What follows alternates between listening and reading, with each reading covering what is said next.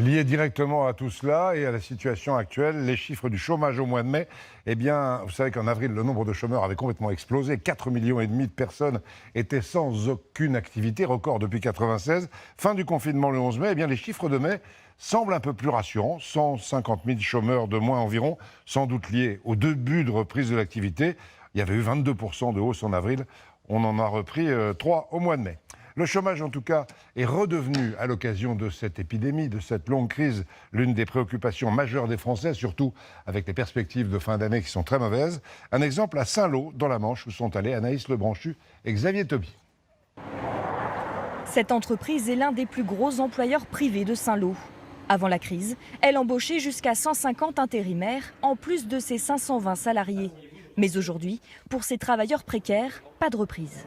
J'ai redémarché, mais pour l'instant, ils ne reprennent pas. Donc, ils me disent qu'ils ont gardé mon CV dans leur tiroir. Et puis, s'ils ont besoin de moi, ils m'appellent.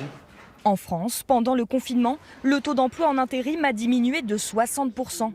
Et après cette période difficile, la tendance peine à s'inverser. Depuis mi-mars, je me retrouve au chômage. C'était pas du tout un souhait. Donc oui, j'espère avoir retrouvé assez rapidement.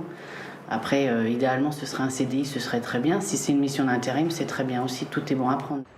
Si les entreprises ne font plus appel à ce personnel de renfort, c'est parce que l'économie se relance doucement, très doucement.